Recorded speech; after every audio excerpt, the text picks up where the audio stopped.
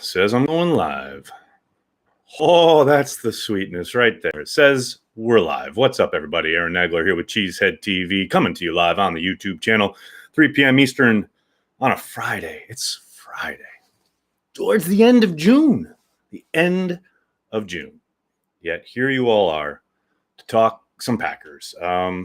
We'll be keeping it short today, unfortunately. Got a lot going on this afternoon, but I didn't want to leave you guys high and dry heading into the weekend. Always time to carry the G when the weekend approaches. Hope you're all being safe. Hope you're all wearing masks when you're outside, doing what you got to do to keep this nation safe so we can have football in the fall. I mean, you know, whatever your leanings, wherever you fall on the political spectrum, I'm not concerned. That's great. You're right to believe whatever you want to believe, but please help us have football in the fall. That's all I want. It's not that hard. Big Daddy Cool Breeze is here, as is Big B. Got a bunch of regulars up in here. What's up? Thank you, Chelsea, Liverpool, top of the league. Leo, what a day yesterday, huh? Pretty phenomenal match. Fantastic to watch Chelsea help Liverpool clinch for the first time in 30 years. Top of the league. Congrats to them. Just a fantastic moment. It was great to watch just because, you know, Chelsea won. So I'm happy. Good days. Good days. Andrew, hi, diehards. Yes, only the diehards up in here on a Friday in June. Bryson, what's up, man? Thanks for stopping by. Did I see the new Madden gameplay? No, Alexander, I have not, actually. I've seen the initial ad that they put out, which is always like the close-up stuff that isn't gameplay. You know, every year Madden comes out, and every year I get it because I'm a sucker.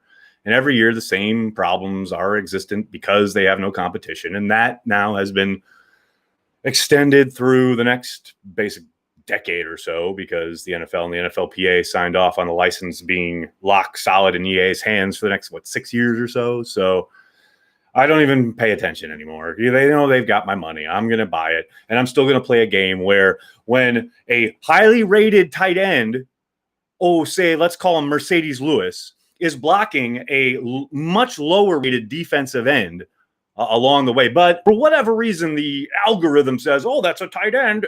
He's going to get beat by that defensive end in this run play. So then Mercedes Lewis, who would probably toss this guy to the ground, not only doesn't make the block, but disengages and runs 10 yards up the field, blocking nobody when I'm trying to go wide with Aaron Jones.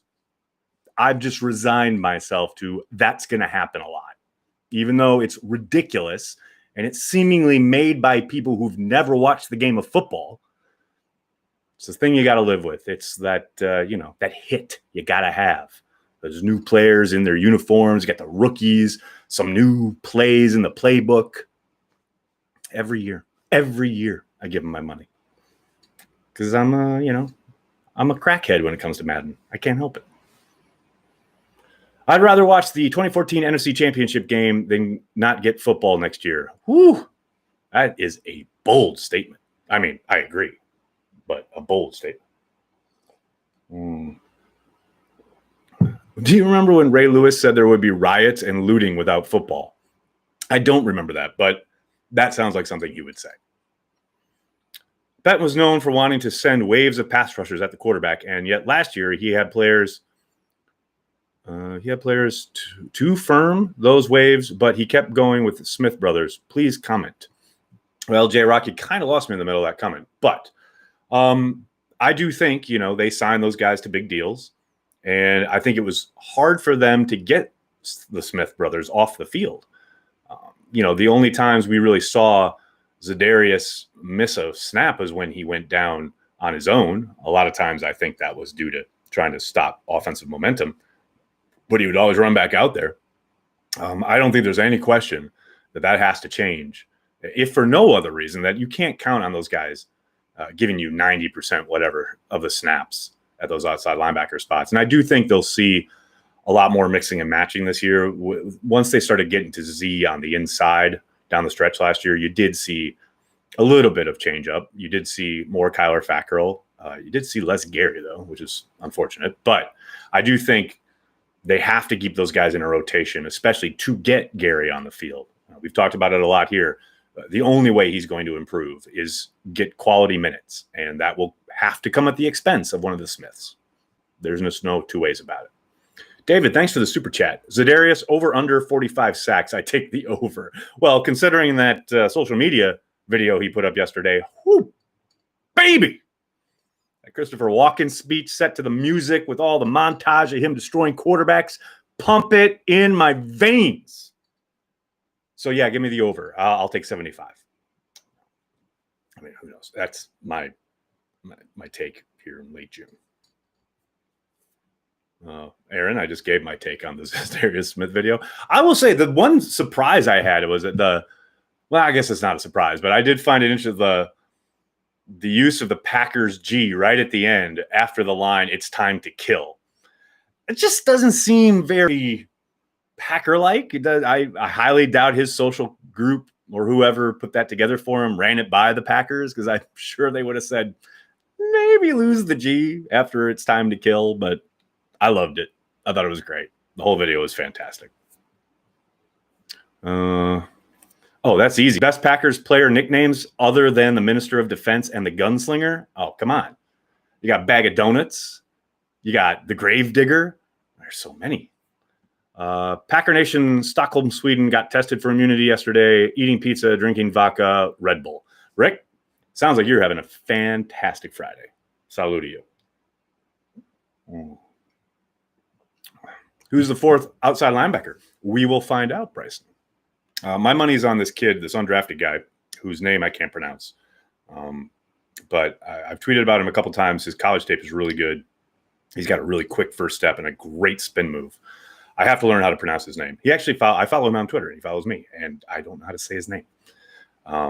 But he's exciting. And my hunch is he's going to win that gig. But we'll see. Long way to go. I didn't care for the hype video. They got humiliated last January. I know I'm a buzzkill. Michael, yes, you are a buzzkill. What are you talking about in June? Oh, they got beat in one game in January. Who cares? Get hyped, people. Good Lord. People find any excuse to be miserable. Good Lord. Toy. The best nickname will always be That Bad Man.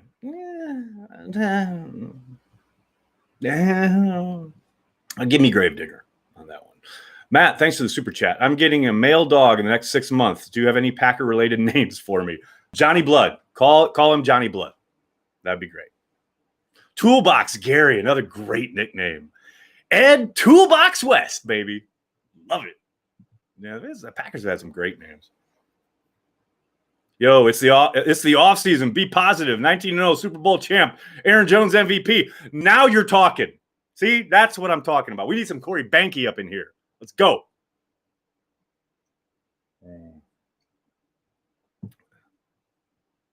Sam Barrington or Frank Zombo? What year is it? No. The Gray Ghost of Gonzaga. Michael, yes, he was a subject of a Cheesehead TV Live Packers trivia question like a month ago or whatever.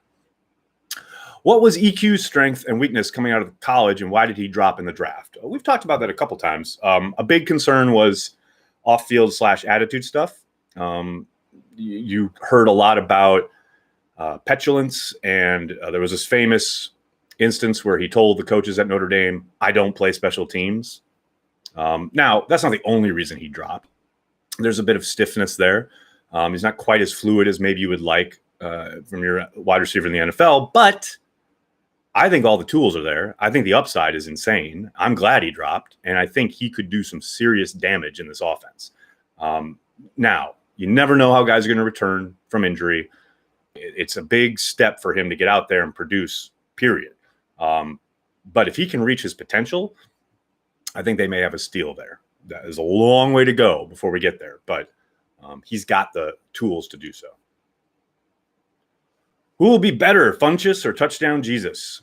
That's a good question, Joe. Give me Funchess, actually. You guys know I love me some Touchdown Jesus. But I think Funchess has, the athletic upside and the ability to produce. You just got to hang on to the ball. He struggled with drops his whole career, but to my mind, you look at him and Kumaro, it's really no question. Dustin, thanks for the super chat. Great interview with Aaron Jones. My over-under on his TDs this year is 13. What are you taking? 13 total? Give me the over. I mean, I don't know if you're discounting because they drafted a running back or they're going to split time, whatever. But yeah, 13 total, like receiving and rushing, over, definitely.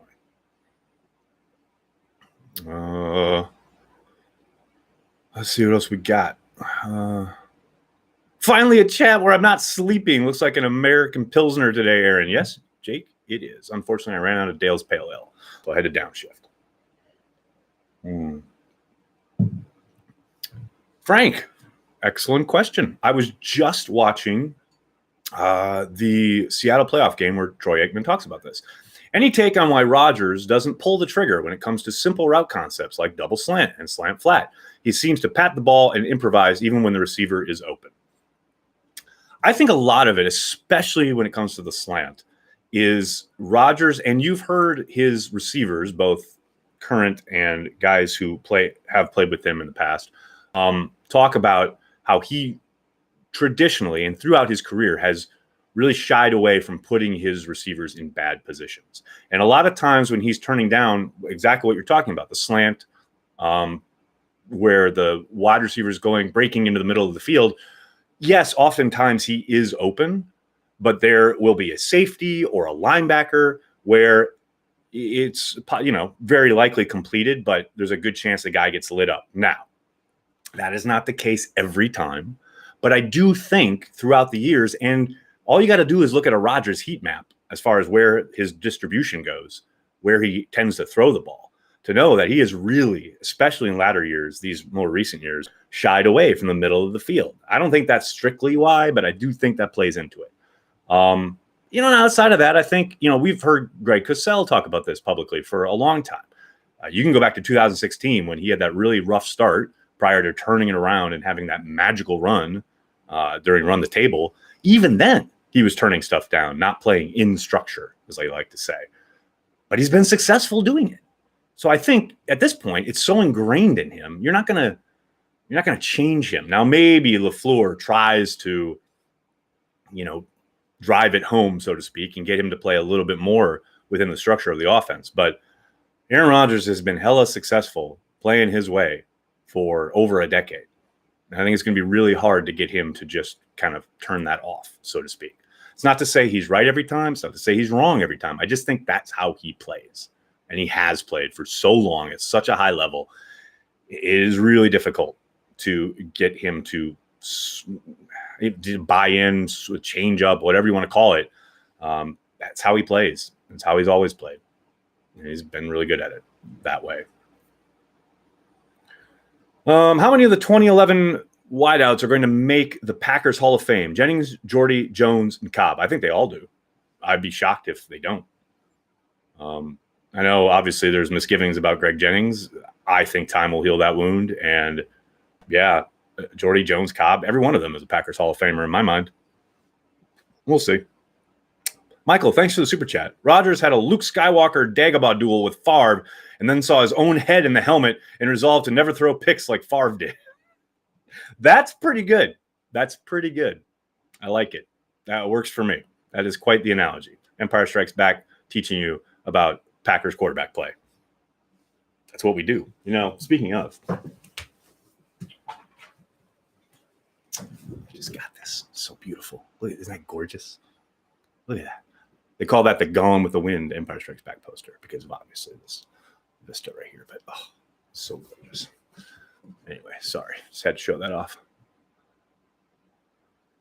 Would you rather put back a case of beers with LaFleur or McCarthy? Well, I already have put back a case of beers with LaFleur, so give me McCarthy. Hey, Nags, love the videos. Which rookie has a chance to contribute the most this year besides our new running back? Oh, good question. I think DeGuara is going to get a lot of action. I don't think you can count on him per se. You got to make him earn it, but I think he is going to get lots of opportunities. I think a sneaky answer there is probably Runyon, the offensive lineman. I think he's going to be given an opportunity probably if he shows up early and turns some heads, like I think he will. He'll be given an opportunity maybe to compete along that right side of the offensive line.